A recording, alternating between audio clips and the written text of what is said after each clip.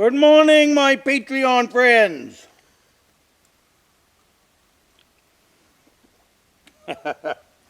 It's Sunday morning here at Beaver Creek. It's almost 50 degrees. I'm all packed up. I'm just heading out. I am shutting the place down more or less, just in case I don't make it back here until, January, February sometime. I am all packed up and I'm headed for the Rustic log cabin. Thank goodness. Been a long time since I've been up there, so I'm really anxious to get the place opened up for the winter time.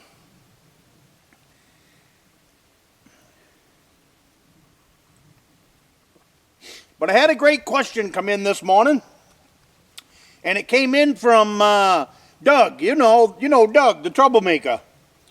You know, if anything happens, Doug did it. Well, today's video is because Doug did it. Good morning, Doug.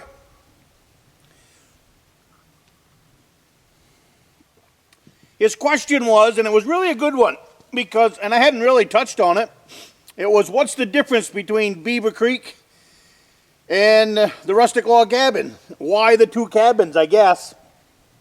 I got salt in my eye. I just had some more deer steaks. What's the difference between the two? Why the two? Well, the biggest difference is I hunt exclusively for food on the table. If you follow this channel at any length of time, I fish, I hunt, I do it hard, and it's always for feeding myself. I'm not a sport fisherman. I'm not a sport deer hunter. The rack means there's salt in my eye. And the sun over there is not really helping. But I mainly fish and hunt only for the freezer. There's nothing trophy about me as far as, if you came to my house, there's not a deer head on the wall. There's not a fish on the wall. I just don't, I've never thought of it that way. When I look at a deer, I look at how many meals I can get out of him. I'm more impressed with how many meals are sitting in the freezer than what size rack is on his head. I always get a lot of questions. I don't mind. I like to know the weight of the deer. I like to know how many points are on him. But as far as the other measurements and stuff like that, I get questions. How big was the spread? How this and that? That stuff doesn't mean a whole lot to me. What I do with the rack, of course I want a big deer. Of course I want mainly I want a big-bodied deer. So, and that's what I got this year, was a big-bodied deer. And I've got more deer meat in the freezer than I had with the last deer that I took. So that's pretty nice. And I'll tie that in with my fishing this winter. And I'm going to eat pretty good. And then the occasional whatever else, usually you got a porcupine that'll cross my path, stuff like that. Gray squirrels and rabbits and everything else will cross my path through the winter months. So we snack on them too, so it makes for a good variety. But getting back to what's the difference between these two cabins and why two. One is it's better deer hunting right here at Beaver Creek. There is a higher deer population per square mile. Not saying there's not a lot of deer up at the Rustic log cabin. There is. But it's a harder hunt. There is less deer per square mile. So the way I hunt, and especially the older I get, I have to hunt smaller and smaller pieces. And not necessarily right now. But I'm not looking at right now. I always have a 5-year window. What will I be doing 5 years from now? It's been that way since I moved out of my parents' home. I always look ahead at least 5 years and try to plan my life accordingly. And this is no different than any of that. I'll be 60 years old come January. So my thought process is I intend on hunting for the next 20 years. Which will bring me into my 80s. Now, my father just shot a deer at 79. So he set the example. So that means I can do it too. But I won't be able to travel. I'm looking ahead 5 more years from now. I won't be able to travel as much as I travel right now. Through the woods and, you know, over the stream and across the river and across the swale grass and all of that. So I am building up Beaver Creek right here with that in mind, plus more deer per square mile. So my odds are better. When I start knocking down my hunting grounds to a smaller area, I want more deer per square mile. So that's what this gives me. I've taken some nice bucks up at the Rustic log cabin, but I do have to work for them. I've got a great stand up there. I enjoy setting in it. It's a beautiful ambush stand, and I've seen lots of deer from it. So it's not like there's no deer there, but long-term plan. And this just kind of fell into my lap, as all of you know from following these videos. This is 15 acres. 10 of it I was able to trade for a boat. When I first came in here, there's 10 acres over that way, about, I don't know, 200 feet is where that pin is. And that 10 acres I traded for a boat, as you guys remember, a year and a half ago.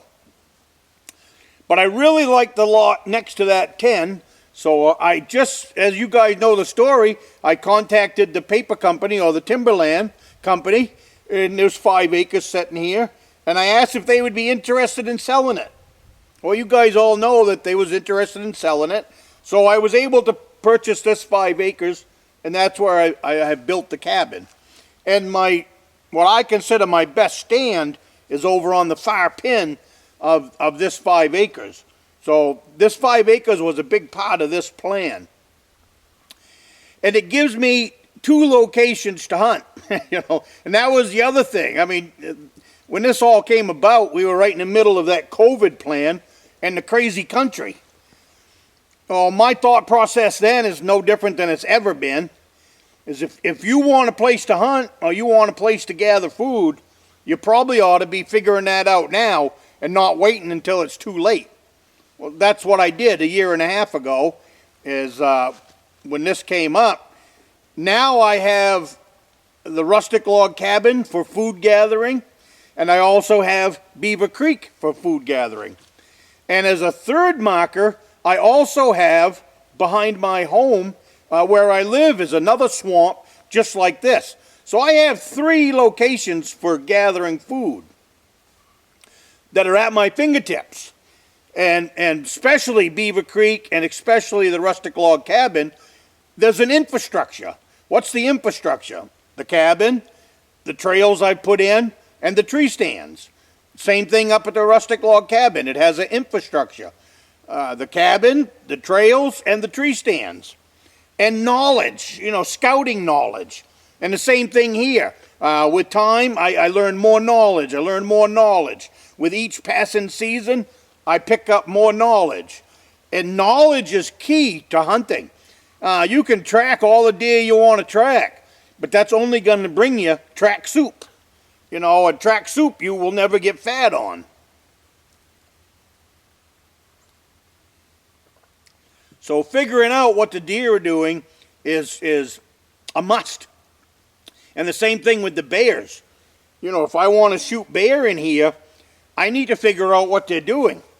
I know there's a smaller population, but that doesn't mean I can't figure them out. So that's my game plan. And that was a great question. What's the difference between the two? I'm more or less thinking that maybe there's quite a few people wondering why I have 2 cabins.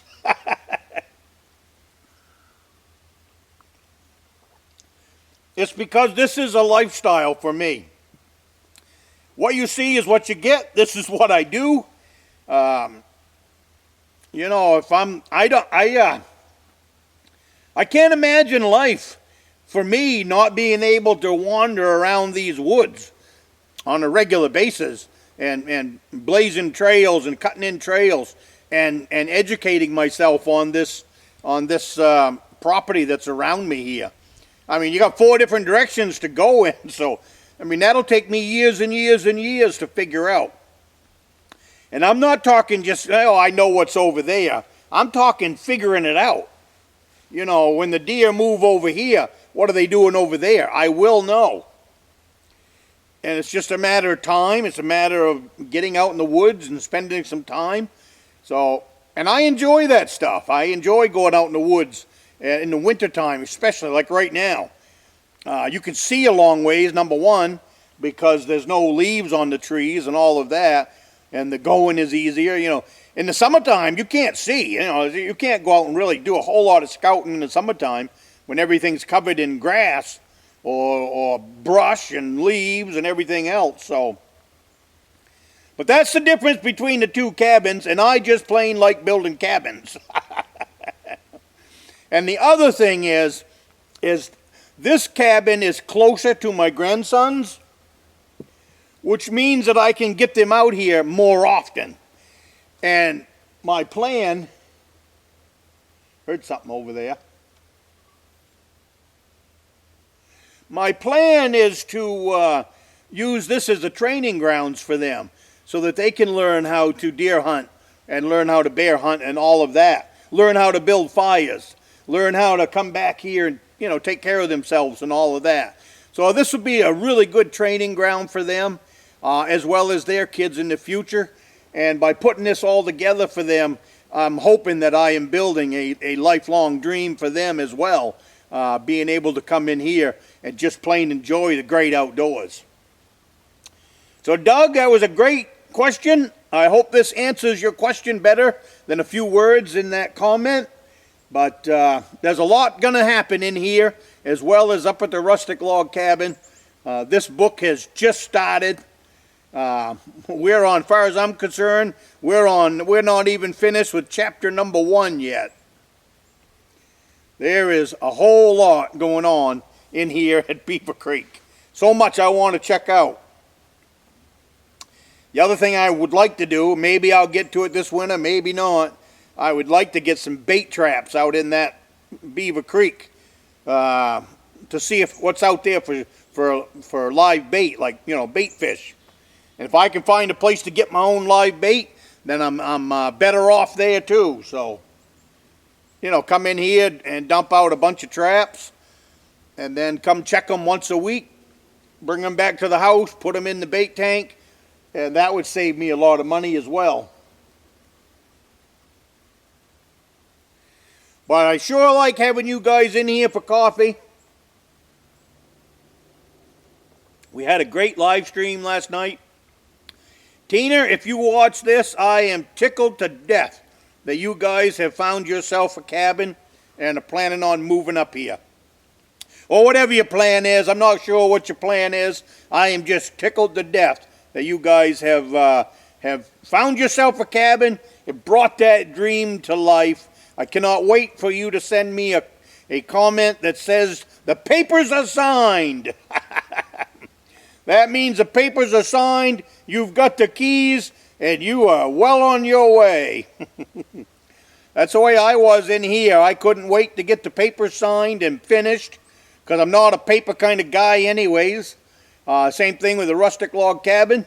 I was anxious for the closing day so that I could finally get my hands on the keys and get into that cabin.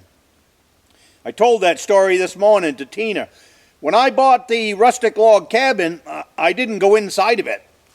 It was locked up tight, windows were closed, curtains were drawn, and we wasn't able to look inside of it. So all I did was look at the outside, and it was in the wintertime to boot. It was in March with 2 to 3 feet of snow. So we got ourselves in there anyways, and before we even got up to where the cabin was, you come up to the base of the hill, and you look up on the top of the hill, and there's the Rustic Log Cabin. I looked at my wife, and I said, I'm home. We don't have to look at any more property. So I am anxious to get back there, and I will be spending some time in there this winter. Fishing season is upon us. So, hey, you guys have one last sip of coffee with me, and I will see you in the next one.